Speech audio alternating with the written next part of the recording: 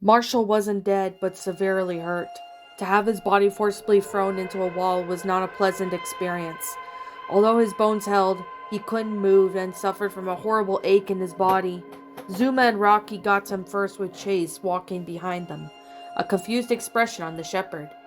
Zuma had seen it, Chase freezing up seconds before Rocky could have been dragged into a slow death. The lab acted quickly, coming to his brother's rescue, knowing that Chase was unreliable. But it was confirmed his suspicions, and while he kept a straight face around Rocky, a deep rage burned within him. It was time to act, to be rid of the problem at its source. While Zuma kept his new mission a secret, Rocky was more of the vocal type. "What the hell was that?" The mix turned to Chase, an angry yet concerned look on his face, begging for answers. He held a paw on Marshall's shoulder like he was trying to subtly show that he was cared for the Dalmatian, a gesture he didn't quite understand why he needed to show. Zuma looked up at Rocky's question, also wanting to hear the answer. "What?"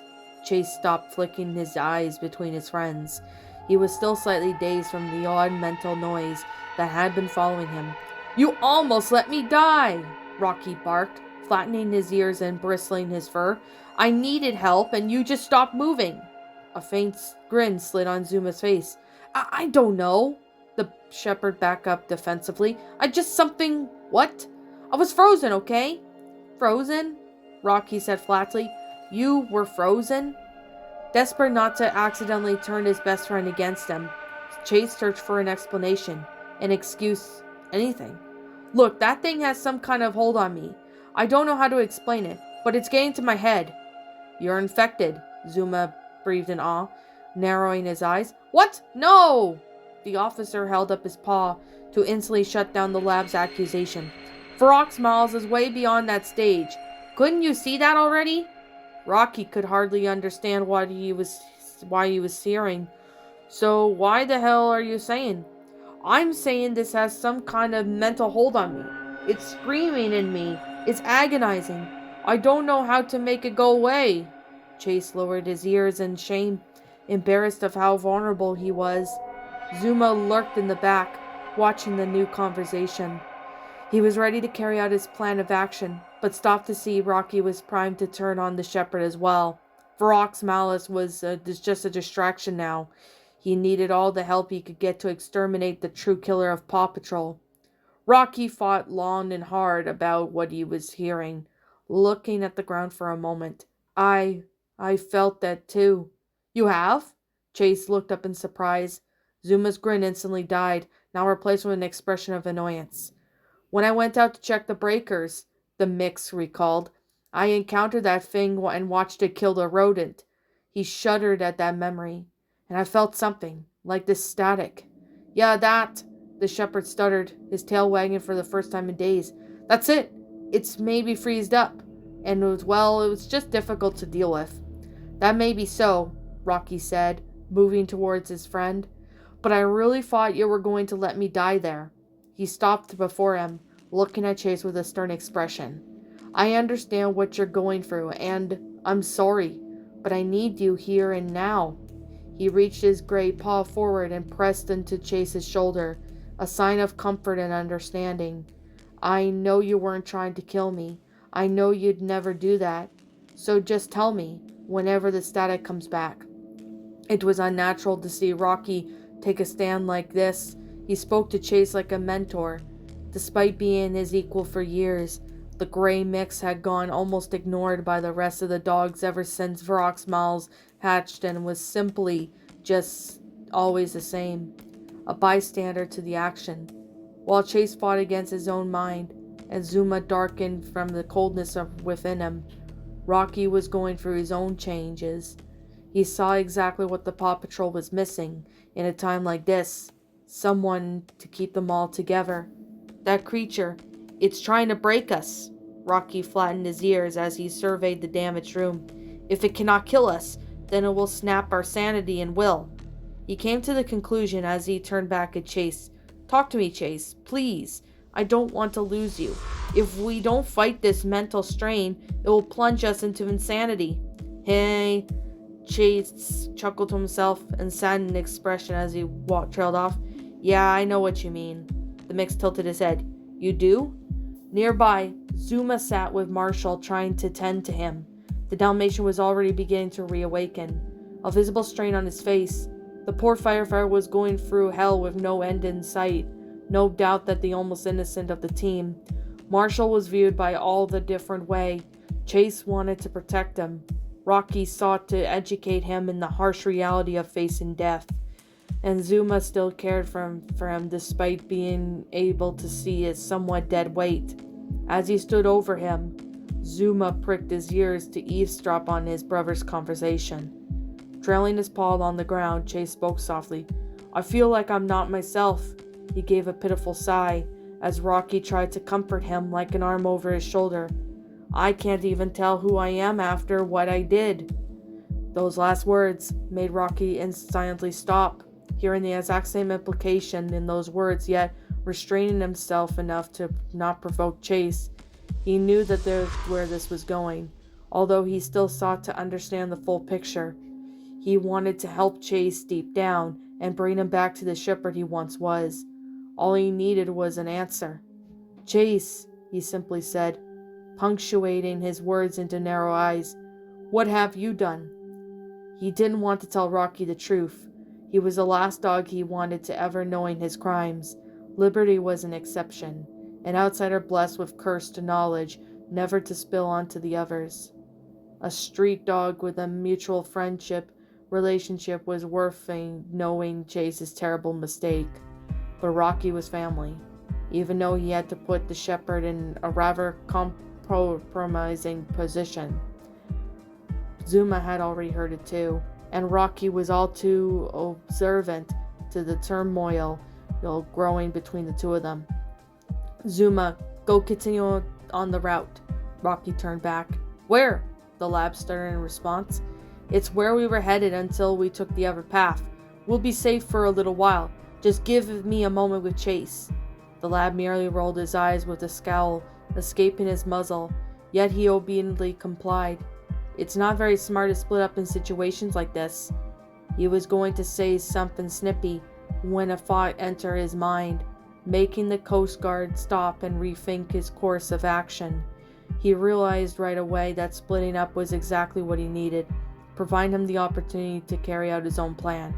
"Sure," he put on a fake smile. "I'll go be brave the death always alone." The lab rolled his eyes and left the room. Zuma scoffed to himself. Conspires, the lot of them. He snuck a look back. "I didn't survive all this shit just to watch the German shepherd tear apart my family."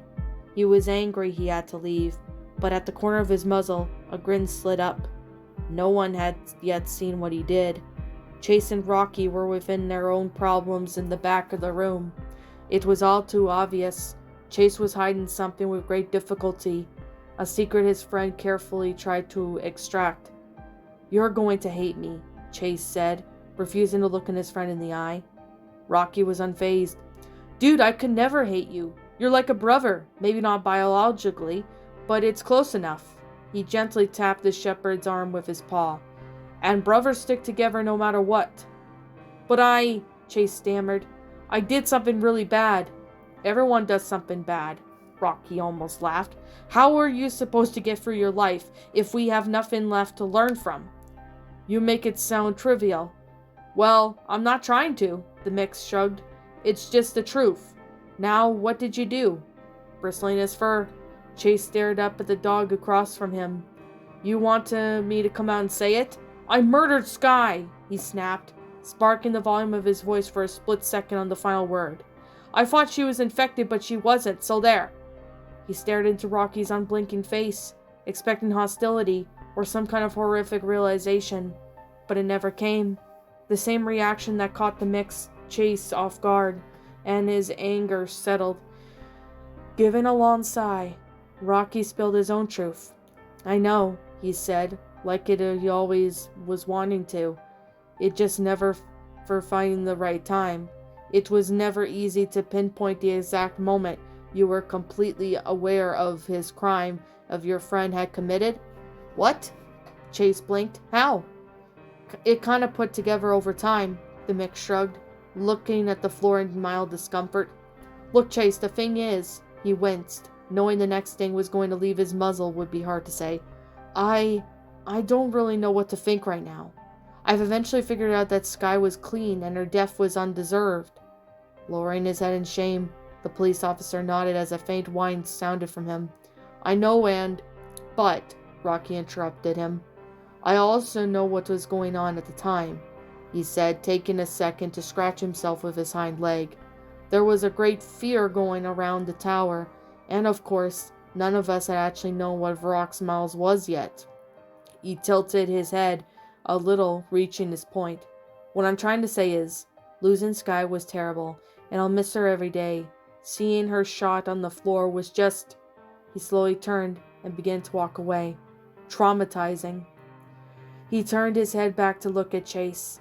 But in a way, I understand that you were probably thinking at the time you wanted to save us, and you were willing to do such a great sacrifice if it meant putting an end to the unseen terror, he sighed. I guess I'll give you that. But what matters now is that we have each other, and we need to stay together. Rocky soon left the room, unashamed, and Chase behind him, carrying Marshall on his shoulders, even though the mix was willing to forgive the police officer for pulling the trigger on an innocent, given the circumstances. He couldn't deny by aching the void left in his heart. The two of them walked out of the door, looking around the surroundings. So, Chase blinked. Where did Zuma go? Rocky stretched his neck forward, peering down in the dark abyss of the corridor. Not sure. It's not safe to be down here alone. You know we've been trying to get to Ryder's garage this whole time, but I have this weird feeling that we've been going in circles. But we haven't, though. Well, maybe not literal circles, Chase said, rolling his eyes, but the garage wasn't really that far away off from the tower, and we've been traveling a ton of distance. We're not really getting anywhere down here. Taking his word into consideration, Rocky flicked his eyes down on the continuing path Liberty had vanished down. I guess it kinda does feel that way. What, you think Varrock Smiles has been somehow expanding out the basement? That creature is a fucking roller coaster of surprises. Hey, language! Came from the tip-top, taking both dogs off guard and snapping their heads to the side of the shock. Marshall suddenly lifted his head up, confused as to why he was on Chase's shoulders. Why are you carrying me? Marshall? Chase said in alarm, quickly letting the Dalmatian down in pure joy, flooding his voice. Good to see you're alive. The Dalmatian awkwardly stuck out his front paws, trying to stand. Yeah, I am, just in a crapload of pain. I'm glad that you see you're okay. Rocky wagged his tail. We just need to call Zuma and find Liberty. She isn't wearing one of her radio collars. Zuma scares me, Marshall confessed, as he took days out of his fur. He's been talking weird all day. Can I just stay with you? Okay, here's a better idea. The shepherd suddenly looked behind him, now looking uncomfortable. Why don't we get somewhere safe and talk there? I'd rather Varrock Smiles doesn't find us first. Nodding eagerly, Marshall was happy to finally be with two dogs he cared about. As they began moving, trekking down the continued path, an odd smell hit the back of his black nose. The Dalmatian almost instantly stopped walking, narrowing his eyes and looking around in confusion, although neither Chase nor Rocky noticed this. As a firefighter, Marshall was highly trained in identifying certain smells that could imply danger was nearby, especially the stench of smoke. He could detect smoke from nearly twice as far as Chase, as skilled, and he loved to brag about whenever he could. Marshall wasn't smelling any smoke, but there was indeed a foraging smell that was suddenly invading his nose. The hallway alone had a metallic, bloody, fleshly stench to it, a smell that they had already gotten used to. This new smell was almost sweet, yet reeked of chemicals, like the smell of hand sanitizer. It was all too faint for Marshall to identify it, but he could tell right away that it was just coming from the ceiling. Looking up at the roof, he couldn't see anything too different from the usual gore mess that had infected the lower floors. Shrugging to himself, Marshall carried on after his two friends. They continued silently for roughly 15 minutes, each dog walking in silence. It wasn't until something caught Chase's eye that they stopped moving. "Those eggs look different," he said, half to himself, and turning his body in the attention to some scattered fleshy capsules placed along the fleshy wall. Rocky and Marshall stopped moving, watching their friends' movements. The mix shrugged off the comment. "Well, not every animal hatches identical to one another." Taking careful steps, Chase cautiously approached the eggs, taking another close look at them, while Rocky rolled his eyes. Marshall was going to say something when the odd smell suddenly hit him again, prompting him to look up at the ceiling again. The smell was slightly clearer, bearing a resemblance to metallic rotten eggs. He figured it was just the stench of the biomass that he was smelling, but his gut told him that it wasn't the case. The smell was so familiar to him, yet he still found himself unable to place it. "These are bigger," Chase continued, nudging a rather large egg, "nearly twice the size as the ones we saw."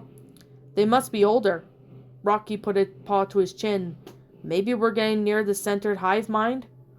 "What? There?" "That." The word hung in the air as Rocky tried to put his sentence together. "It's probably the earliest part of the basement Varrock Smiles entered, assuming it snuck back in through the garage." "Wait, we're near the garage?" the shepherd jolted. "You mean we're almost out of this hell?"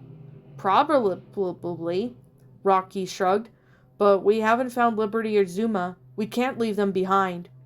Marshall's voice came up from behind. "Does anyone smell that?" The gentle sniffing of his nose was barely heard over the uneasy breathing. Looking back at him, Chase tilted his head. "Smell what? The putrid death we're surrounded by?" "No, it's something else." The Dalmatian shook his head, irritated by wasn't able to instantly place the stench.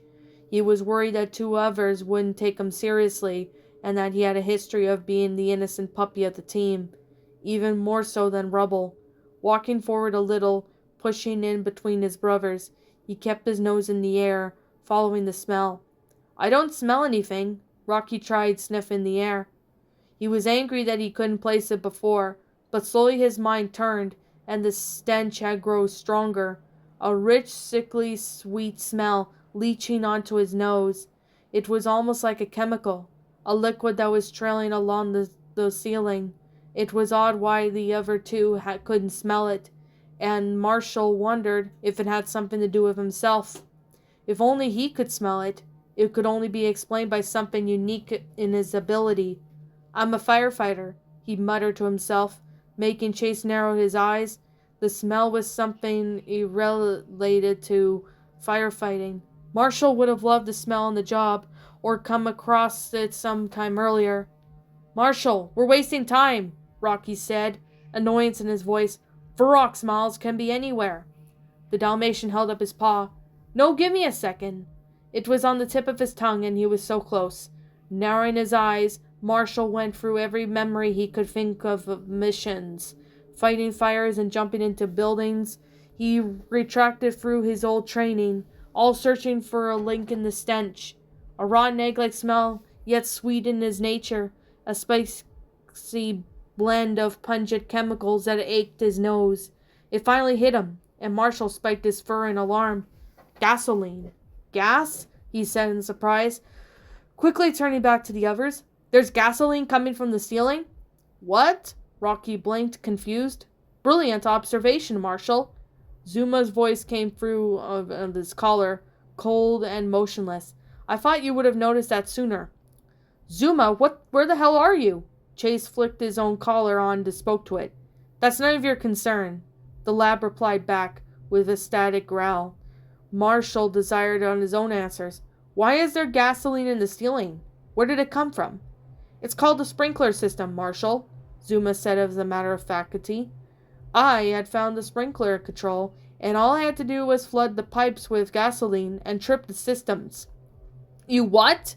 Rocky drew back in alarm. "Where did you get gasoline from?" "Are you blind? We've been passing by tons of fuel canisters ever since we came down here. Unlike you, I actually had the plan to rig the sprinkler systems with the flammable fuel, although in most areas of the basement, the infectious biomass has grown over the sprinklers. I'm sure eventually it will start leaking through. Now all I need to do is a spark. Sure enough, Marshall turned his head up in the ceiling and saw a dark stain forming from the living sludge. The gasoline being poured from the sprinkler was now blocked, but was starting to leak through and drip onto the hallway. As I spoke, the gasoline was being showered in every room of the basement, turning the entire floor into a tinderbox ready for ignition. "Are you crazy?" Rocky shouted into his collar. "Are you trying to burn the tower?" "Yes, actually," Zuma piped up a little. "You were supposed to be the smart one, Rocky. I don't know why you didn't see this sooner." The lab sighed into his collar as he walked. "But all I've seen is out of you is bad decisions. You heard what Chase said. You heard what he did to Sky." Chase visibly appalled as he began stepping back, realizing Zuma was fully aware of Sky's murder. The lab had officially broadcasted to every dog with his radio collar to listen, and he wasn't finished. "How did you even hear our conversation?" Rocky demanded, confusion and hurt in his voice. "Our collars were off." "Not Marshall's." As if on command, the Dalmatian froze, staring in shock into his eyes widened. "I knew you and Chase wanted me to leave," the vicious lab said coldly. "I knew you wanted to share secrets, and you know how much I hate being left out. So before you told me to leave, I clicked on Marshall's collar on, and I listened in to every single thing you said." He let out a laugh escape him, amused on how he got over on the team. "I don't understand you, Rocky. You were supposed to be my friend. Why are you giving Chase a second chance?" The mix stuttered, trying to get a word as he cycled panicked looks from the other two dogs. He tried to form an answer, but he was overcome with confusion and could only ask more questions. "Zuma, what are you doing?" "I'm doing what none of you have the gall to pull off," the labs shared. "I'm burning this entire shithole to the ground. It's the fastest way to get rid of all this infection down here. And Varrock smells itself. Its weakness is fire. I saw it, and it knows it too. I suggest you three meet me in Ryder's garage." "The garage?" Chase spoke up. "You made it there?" "It's at the end of the corridor, believe it or not. I have Liberty here. She's shaken. Possibly must have had a run-in with the creature." "Is she okay?" "Relatively." "All right, that's good enough for me." Rocky turned back to the other two. "Let's get moving. We'll be out of here yet." Marshall visibly sighed in relief, thankful that the nightmare was about to be over. With a faint smile, he looked at Chase, although his gesture was ignored. The whole situation was setting off red flags in the shepherd's mind. Something was wrong, but he couldn't tell what. His thoughts were more evident on his face as he scanned his eyes along the ground, like he was flicking throughout his thoughts and memories. Oblivious to the unease in the air, Rocky had pushed the team along the final stretch of the hell-bound basement.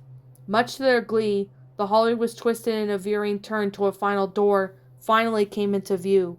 Slowly the floor began to emerge from underneath, its old metal surface finally reappearing from the smoldering layer of flesh. It was refreshing to see the infection coming to an end, an energizing feeling to already set a paw down on the solid floor.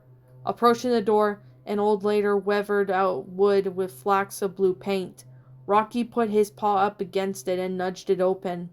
Chase stood behind him, pulling a weariness in his heart, telling him to stay back. The direct opposite was Marshall, almost bouncing in anticipation to escape the Varrock lair and standing right beside his gray brother. "Zuma?" Rocky said, pushing open the door. "Are you... He quickly pulled his face back, twisting his nose as a pungent sniff of gasoline flooded his nose.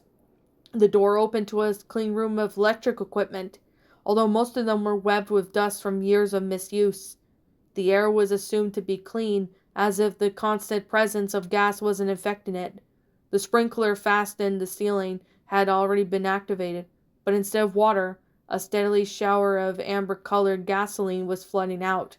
Since there was nothing obscuring on the device, it was free to fully retain into the room.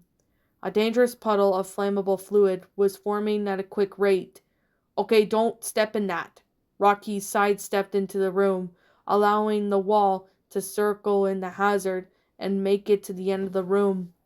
Wear a dog door sound, and try not to get any on your fur. No shit, Chase quipped. He's really flooding this place. We can't stop it now, the shepherd expressed visible frustration, looking toward Marshall for support, but the Dalmatian didn't respond. It was distressing to see his home flooding with flammable liquid, the sight alone making him shake. No wonder he went behind our backs. As all three of them were gathering at the end of the room, they opened the final door and came to a familiar sight. Zuma turned around. Oh, there you are! The pups had never been in Ryder's garage before, and they had seen several glimpses of it during their dispatch, but access to this room was only granted to Ryder alone. The room was exactly how they imagined it. It was a simple, dusty garage with an open floor where the AV was supposed to sit. The side walls were lined with metal shelves, hastily constructed together, carrying sloppily organized tools. Immediately, Rocky rushed over to the shelves to look for the tool he needed to restore the rest of the tower's electrical systems. It had to be there somewhere.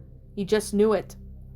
Almost interesting thing in the room to Marshall was the garage door itself that stood between them and the freedom was simple door of metal sheets that strung along the ceiling chain. They just needed to open, and they were free to escape to outside. How does this door open? Marshall ran over to put, instantly putting his paws up on the barrier. Is there a switch or a passcode? Or maybe we could just break through it somehow. Cool your jets, firefighter. Liberty suddenly appeared from the other side of the room, her hair fur ruffled. Ryder likely kept a remote somewhere. Walking into the room, Chase happily breathed in fresh air that was coming from the outside. Fear was on his mind, remembering what Zuma had heard anything, and he discussed with Rocky. Eager to bury the hatchets, he had approached the lab. Zuma, he awkwardly said. Listen, about what you heard? Not now. The lab waved him off, turning around to face him. Let's just finish up here and get somewhere safe. He suddenly spiked up his fur, baring his teeth. Then we could talk about your past actions. Nodding, Chase frantically tried to save their friendship. So what's next? Just one last thing. We need to seal the doors you just came from. It's the only way to the basement from there out there. Chase tilted his head. There's no other way Varrock's mouths can get out? If the elevator's offline, then yeah. Zuma fought for a second. But those are the vents we have found from outside. Theoretically, it could use those, but assuming that it's still here, it would have to travel a long distance to get it back. He darkened, tapping his paw. I don't plan to give it a second. Then let's do it, the shepherd said, eager to finally secure the monster once and for all. Executing the final stage of his plan, Zuma walked over to the door leading to the basement. Using the tools and materials he found on the shelves, he had hastily created some crude locks that needed just to be installed on the door. They were just simple design, built to magnetically seal the door to the wall and bar it from being opened. I just need you to hold the door. Yeah, Chase sighed and went over, approaching the entrance. Something was wrong. With all the years Chase had spent on force, he had to become an adept and catching certain cues from his surroundings, being able to identify when trouble was afoot without anyone needing to speak a word, was difficult ability to learn, but it served him well. For a moment he kicked himself for never being able to sense Varrock's Mal's presence within rubble, but static firmly occupied his focus, realizing his own thoughts. Chase had scolded himself for his mind for making excuses. Memories and mistakes aside, there was absolutely a bad feeling that was picking at Chase's fur. He even hadn't had the slightest where it was coming from, as he would never in his life believe in his own family would try to hurt him. Was it just nerves? Anxiety? Or was there something malicious walking among them? Something Chase has never even thought to look for. Zuma was watching his every move. As the Coast Guard, the lab was trained to improvise his rescues in the events of harsh weather, of whatever is unpredictable aspects of the sea, interfered. Thinking quickly was something he was so good at, and he wrote in his head alternative solutions in the events of something that changed or went wrong. To him, Chase was an unpredictable equation, a denominator that didn't fit, an anomaly that didn't belong. He just wasn't sure of it, but then he knew how the shepherd was dangerous and needed to be dealt with. What am I looking for exactly? Chase nosed the door open, looking back to the gasoline-spewing room. Do you want me just to hold it open? Just like that, Zuma said, slowly coming up from behind him. The only one who saw it before what happened was Rocky. The mix briefly turned back to ask Zuma a question, only to see the lab stalking up the truth behind Chase.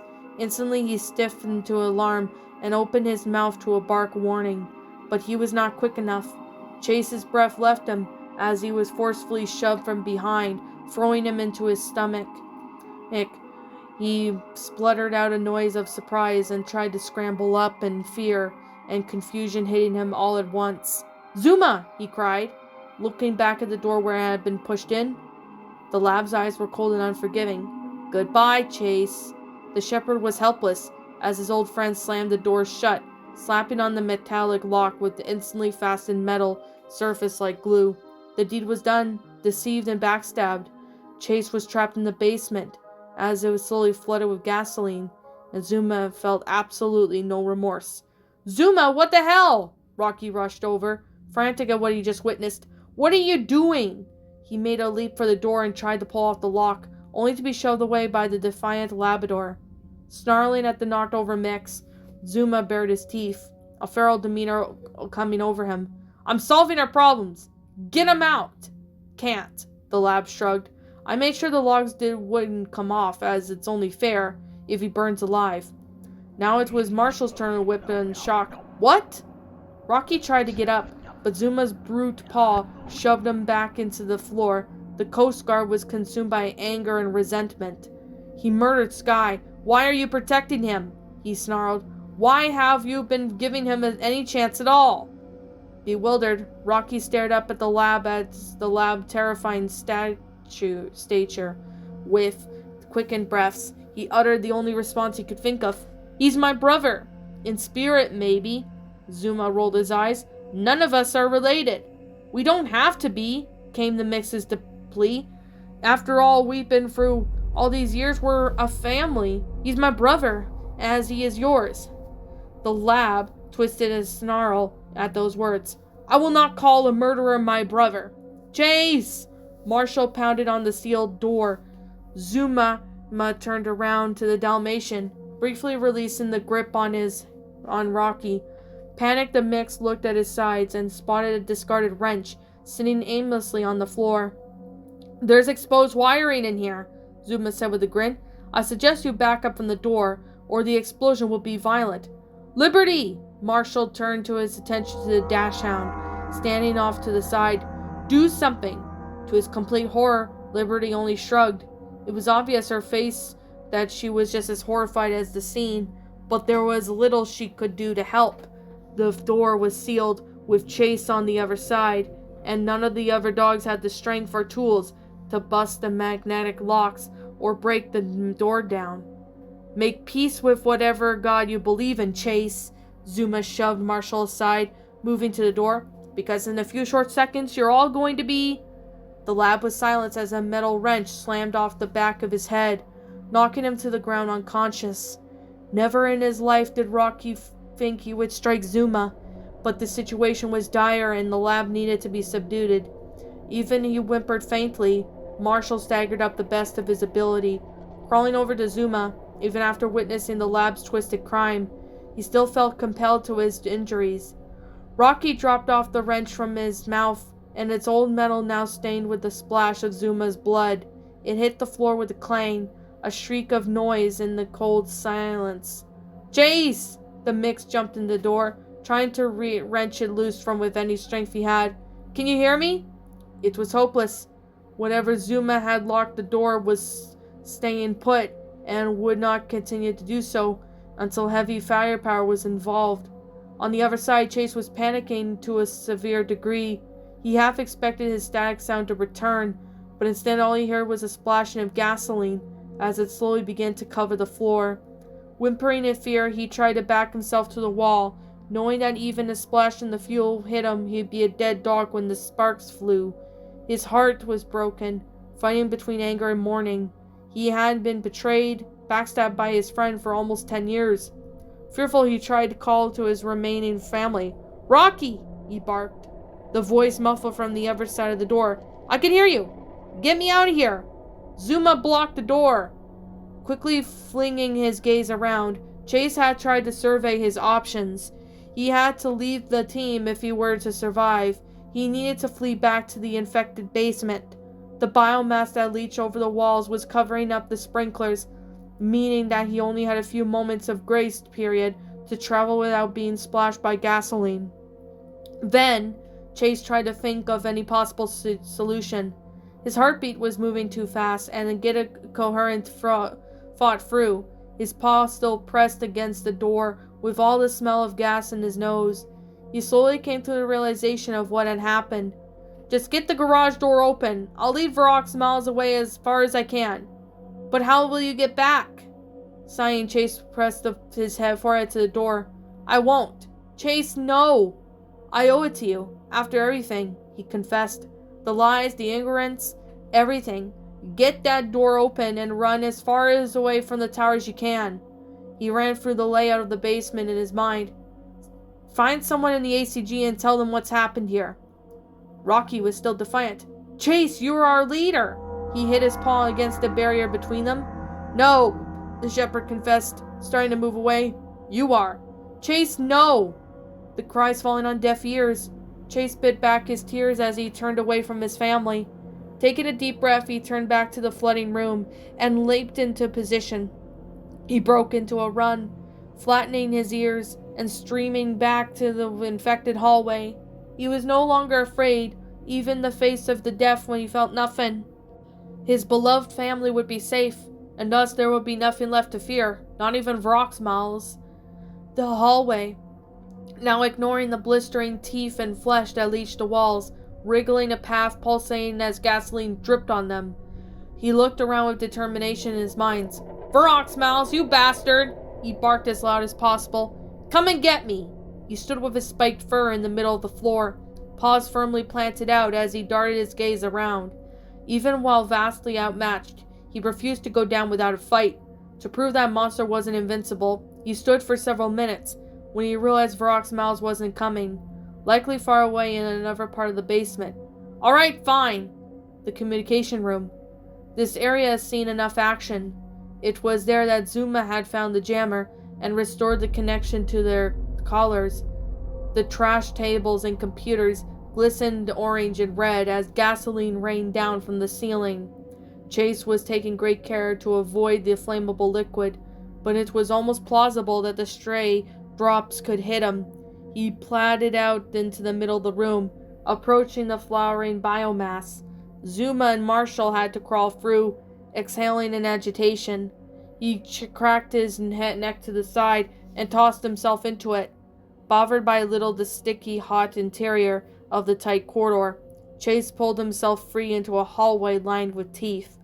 Glancing to the side, Chase caught a view of a piece of exposed wall where flesh and muscle were cut and pried off. Behind it was the wall panel bent open, revealing a maze of wiring and electrical systems. The shepherd did a double take, realizing that the wires had been cut.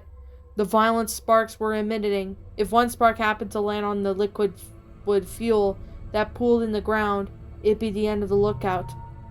Zuma was right. The entire basement was now a death trap.